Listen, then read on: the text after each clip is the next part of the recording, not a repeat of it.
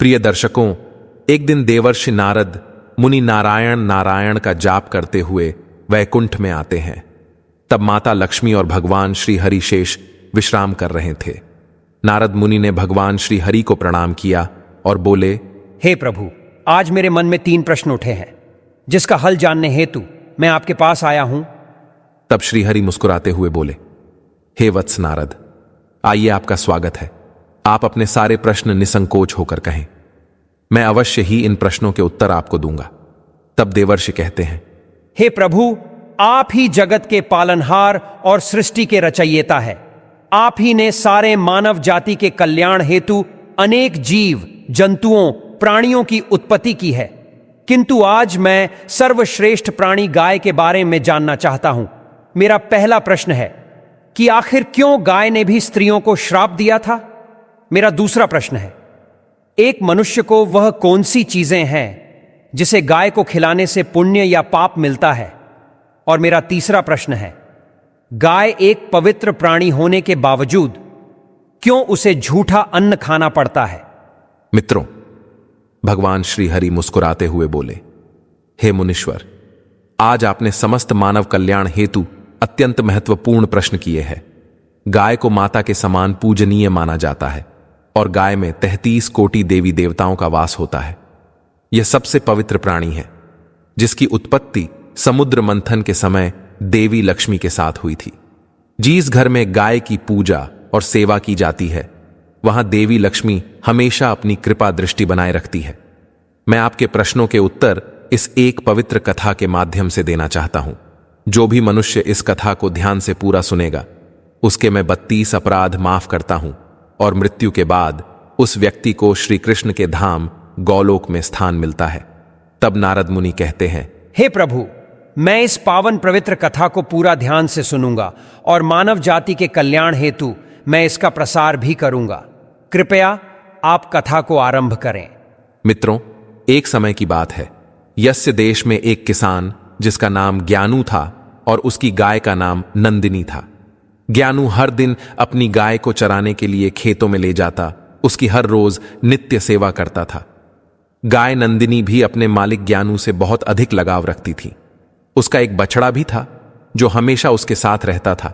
वे दोनों एक दूसरे से प्रेम पूर्वक व्यवहार करते थे। इसी तरह कई सालों तक ज्ञानू अपनी गाय नंदिनी की सेवा करता था और नंदिनी भी उसे बहुत सारा दूध देकर ज्ञानू और उसके परिवार का पोषण करती थी। ज्ञानू गाय के दूध को बेचकर अपने परिवार का पोषण करता था। फिर कुछ दिनों के बाद ज्ञानू का विवाह गांव के एक किसान की बेटी शालिनी से हुआ।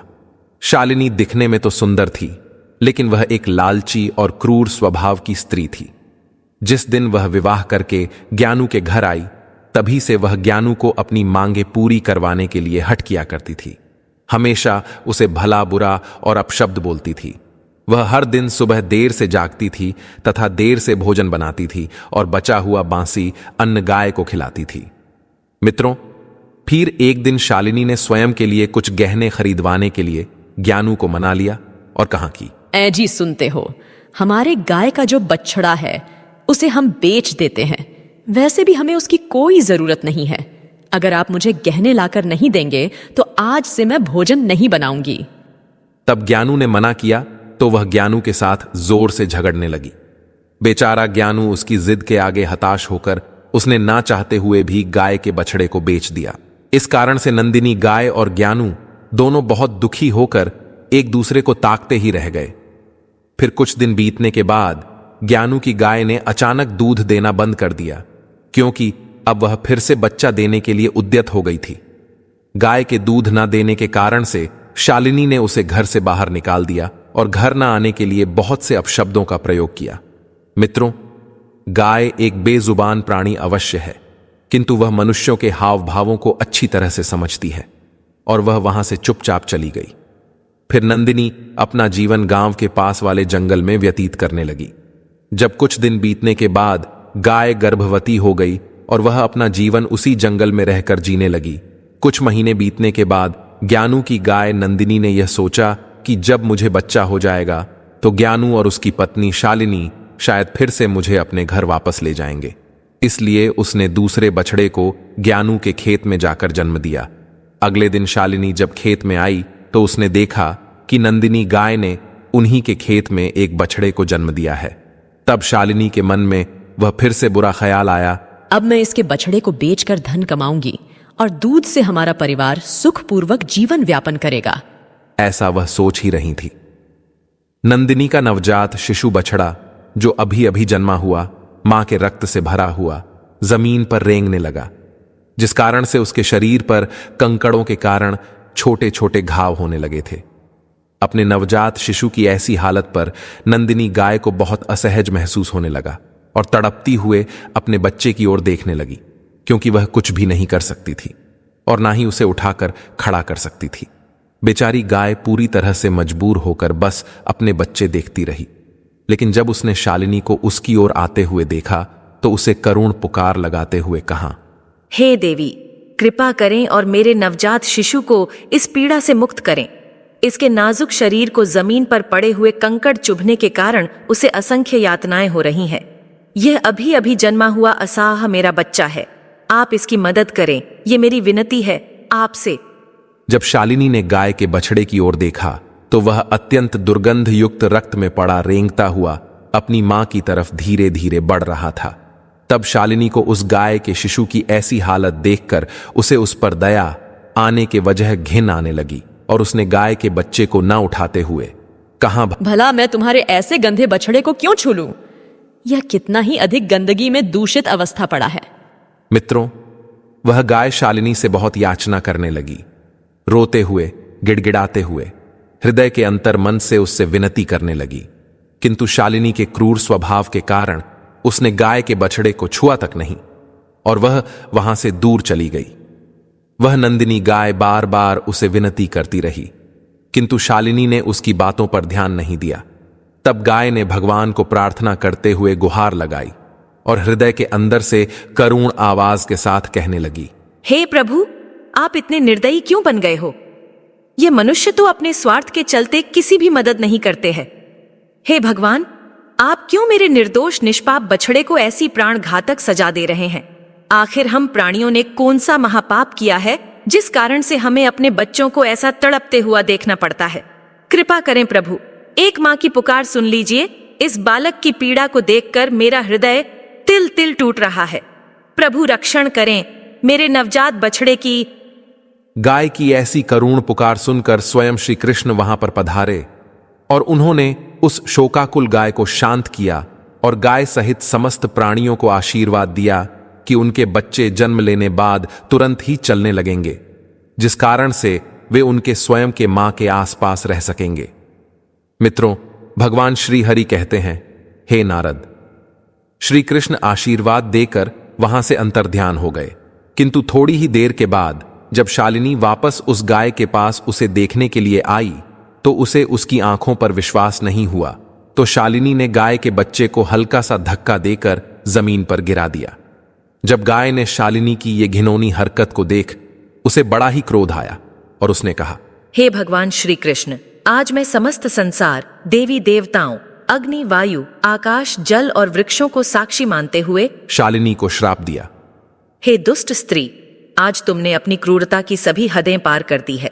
मैं आज समस्त संसार को साक्षी मानते हुए तुम्हें और समस्त मानव जाति को ये श्राप देती हूँ कि जब भी तुम्हारा बच्चा पैदा होगा तो उसे चलने के लिए सहारे की जरूरत पड़ेगी और तुम्हारे बच्चों को चलने के लिए 1 वर्ष तक का समय लगेगा।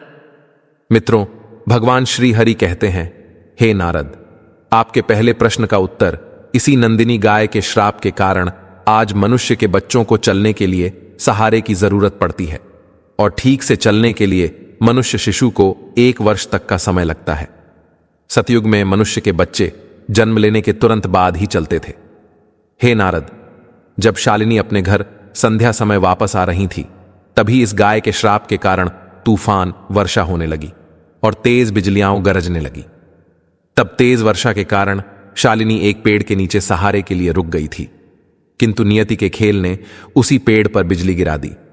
उसी कारण से शालिनी की मृत्यु हो गई। मित्रों, भगवान श्री हरि कहते हैं, हे नारद, शालिनी की आत्मा को लेकर यमदूत उसे धर्मराज के दरबार में उपस्थित हो गए और चित्रगुप्त ने उस स्त्री का लेखा जोखा देखा तब वे सभी हैरान हो गए। यमराज ने शालिनी के गुनाहों को जानना चाहा तो चित्रगुप्त बोले, महाराज, इस स्त्री ने अपने पति का कभी आदर नहीं किया है। हमेशा देर से उठना और निर्वस्त्र स्नान करना, तथा इस स्त्री ने अपने पूरे जीवन में कभी भी पूजा पाठ नहीं किया है। इसके पापों को गिनाते हुए हमें आज का पूरा दिन लग जाएगा। इसने सबसे बड़ा महापाप तो यह किया है कि गाय को हर रोज झूठा, बांसी और सड़ा हुआ अन्न खिलाया है, जो कीड़े और वर्मी भी ना खा सकें। साथ ही एक गाय के नवजात शिशु की मदद तक नहीं की है। तब धर्मराज बोले, इस स्त्री को कुंभीपाक नरक में डालकर तल दिया जाए, उसके बाद इसे जहरीली वैतरणी में डाल दिया जाए और इस स्त्री को 16 नरकों की सजा दी जाए। मित्रों, यमदूत स्त्री को इन सारे प्रकार के नरकों में डाल देते हैं और उसकी आत्मा को बहुत पीड़ा देते हैं। यह सिलसिला पूरे 1 वर्ष तक चला रहा। जब उसकी सारी सजाएं पूरी हो गई, फिर धर्मराज ने उस स्त्री को गाय को हमेशा से झूठा, सड़ा हुआ अन्न खिलाने कारण उसे सुअर की योनि में जन्म लेकर हमेशा कीचड़ में रहने का और दुर्गंध युक्त पदार्थ खाने का आशीर्वाद दे दिया। मित्रों, श्रीहरि कहते हैं, हे नारद मुनि, जो भी स्त्री या पुरुष गाय को झूठा या सड़ा हुआ अन्न खिलाते हैं, उन्हें नरक में जाना पड़ता है और कई प्रकार के कष्ट भोगने पड़ते हैं। अब मैं आपको बताता हूं कि आखिर क्यों गाय को झूठा अन्न खाना पड़ा था। यह बात सतयुग की है। जब शिवजी और मां पार्वती समुद्र के किनारे विहार करने गए तो शिवजी के मन में शरारत करने की सूझी। उन्होंने पार्वती से कहा, हे देवी, मुझे अचानक आवश्यक काम से जाना पड़ रहा है। मैं कार्य पूरा करके अभी आता हूं, तब तक आप मेरी यहीं प्रतीक्षा करें। दरअसल शिव माता पार्वती को परेशान करना चाहते थे। शिवजी की बात मानकर देवी पार्वती अकेले ही तट पर बैठकर उनकी प्रतीक्षा करने लगी। इसी तरह शाम हो गई और उस दिन तीज की तिथि थी। जब रात तक शिवजी न लौटे तो माता पार्वती ने तट पर ही रेत के शिवलिंग का निर्माण किया और आसपास उपलब्ध पूजन सामग्री से रात भर शिवजी का निर्जला निराहार व्रत संपूर्ण किया। शिवजी सूक्ष्म रूप में वहीं उपस्थित थे और हर गतिविधि के साक्षी थे। सुबह होने पर पार्वती ने समुद्र में रेत के शिवलिंग और पूजन सामग्री का विसर्जन कर दिया। इसके थोड़ी ही देर बाद शिवजी प्रकट हो गए और बोलने लगे, देवी पार्वती, आपने कल तीज की तिथि पर मेरी पूजा नहीं की। पार्वती जी ने कहा, हे स्वामी, मैंने पूजा की है और अभी सामग्री विसर्जित की है। शिवजी अभी भी पार्वती के साथ और ठिठोली करना चाहते थे। उन्होंने कहा, हे पार्वती, मुझे तो पूजा का कोई चिन्ह दिखाई नहीं दे रहा है। अगर आपने पूजा की है तो इसका कोई योग्य प्रमाण दीजिए। मां पार्वती भी समझ चुकी थीं कि भगवान शिव उन्हें जानबूझकर सता रहे हैं, क्योंकि जो जगत की हर घटना का साक्षी है उसे प्रमाण की क्या आवश्यकता है। देवी पार्वती भी इस हंसी मजाक का भरपूर आनंद ले रही थीं। शिवजी की बात सुनकर माता पार्वती ने आसपास देखा। उन्हें एक गाय खड़ी दिखाई दी। उन्होंने शिवजी से कहा, हे स्वामी, ये गाय मेरी साक्षी है।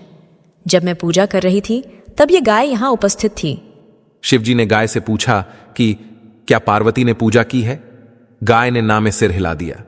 शिवजी ने कहा, पार्वती, आप असत्य कह रही हैं। गाय ने आपकी गवाही नहीं दी। शिवजी के सामने स्वयं का अकारण झूठा साबित होना पार्वती सहन नहीं कर पाई और क्रोध में आकर उन्होंने उसी वक्त गाय को श्राप दे दिया। माता पार्वती ने श्राप देते हुए कहा कि तू दिव्य जन्मा है। तूने समुद्र मंथन के समय जन्म लेकर इस समस्त संसार को निर्मल और पाप मुक्त करने का ध्यास रखा था। तू जगत कल्याण के लिए प्रकट हुई है, इसीलिए जनहित के लिए तेरे गुण यथावत रहेंगे। किंतु जिस मुंह से तूने झूठी गवाही दी है उसे दंड भुगतना होगा। झूठ बोलने के कारण अब से झूठन ही तेरा आहार होगी।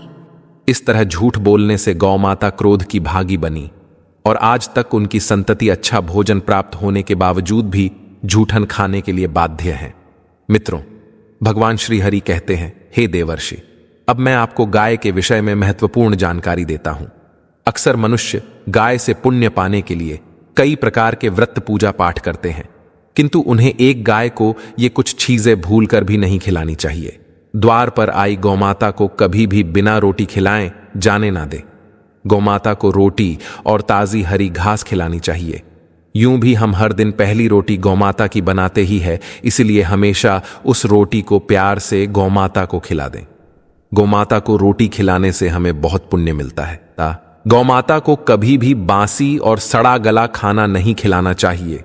भूख लगने पर मजबूरी में गौमाता वह खाना खा तो लेती है, लेकिन इसका दुष्परिणाम हम पर पड़ता है, जिस कारण से हमारे घर में नकारात्मकता आती है।